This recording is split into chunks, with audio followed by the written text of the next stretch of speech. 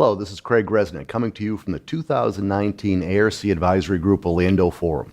With me today is my special guest, Arun Sinha, Director of Business Development for Opto22. How you doing today, Arun? I'm well, thank you, Craig.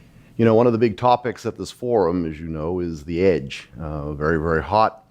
You know, what type of devices, edge devices and solutions is Opto22 offering? And what kind of products, solutions that you're enabling your customers to operate at the edge? Yes, so Opto22 has our groov PAC Controller. So PAC stands for Edge Programmable Industrial Controller, and it's a lot of things in one package.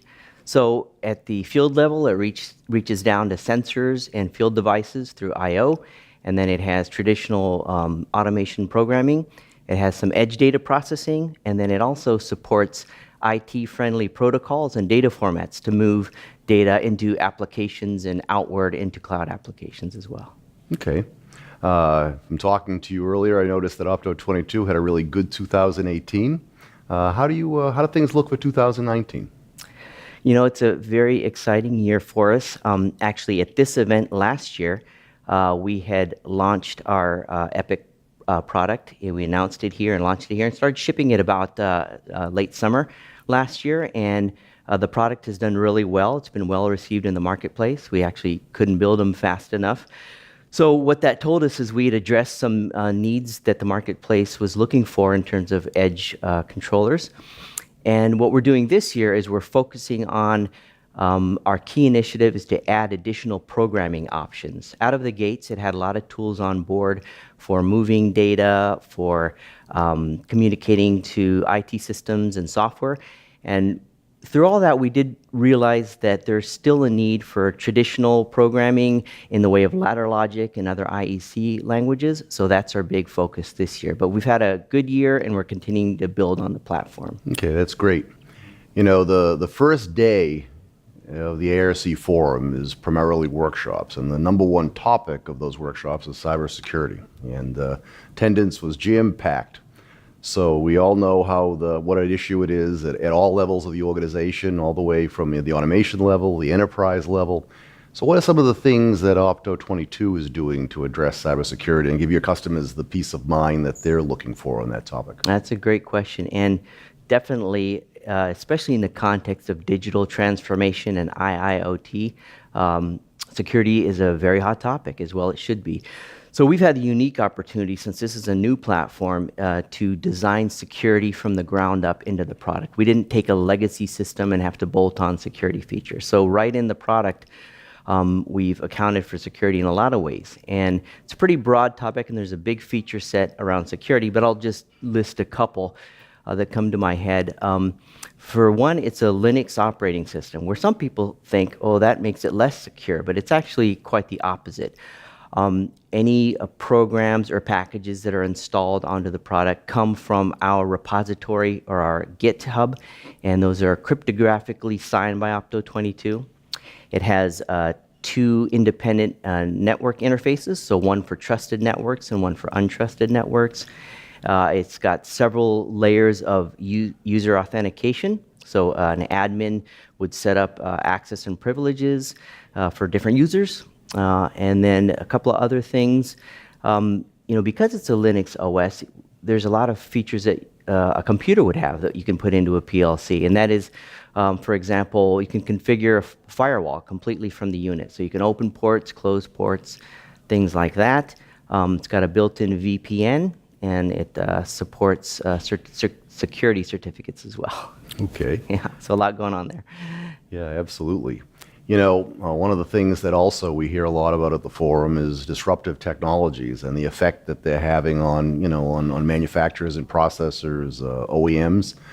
You know, think of some of the disruptive technologies that you may be involved with, or some of the ones that your customers are being exposed to, and how's Opto22 responding to some of those disruptive technologies that are in the marketplace? Yeah, one of the ones that is at the forefront is the adoption of new communication methods and protocols. And namely, the most important one, I think, is disrupting our industry is publish-subscribe models like MQTT. So traditionally, we've had poll response, but a protocol like MQTT, which we've embedded into our product, It uses this publish-subscribe model. There is a broker that acts as a central point to publishers and subscribers. It's a single point for security. And MQTT with the Sparkplug protocol provides a lot of advantages in terms of it being a lightweight protocol. It's report by exception, so you're constantly not polling something that hasn't changed, like in the traditional poll response method. And it's got things like store and forward capability, et cetera. So that is we feel that publish subscribe is disrupting the traditional poll response, and that's a big one. Okay. It's the old expression, it takes a village. There's really no one company of any size that can do it all, which is why partnership programs, collaborative programs are so important. Tell me a little bit about Opto22 and how you address your partnerships. Yeah, that's a great question, and you kind of hinted to it in your question, in that in IIoT and digital transformation, probably no one company can do all layers that are required for a solution. So partnerships are indeed important. And we recognize that pretty early on. So we've developed some key partnerships and joined some key partner programs. So for example, kind of at the network edge, we've partnered with companies like Inductive Automation and Cirrus Link Solutions. And then for cloud and analytics, we've partnered with IBM. We're one of their first ready for IoT Watson partners. We're an AT&T solutions partner, and we're a Dell IoT solutions partner. So it's interesting too, because for those partnerships, what we had to do is kind of understand how IT companies and analytics companies want to receive data, in what format and by what methodology. So that's what we did first, and then we got into these partnerships. So we're also part of the ecosystem for other IT companies like AWS, Microsoft Azure, Splunk, et cetera. Okay. And one final question. We've the BYOD, or bring your own device phenomenon, has been going on for a while.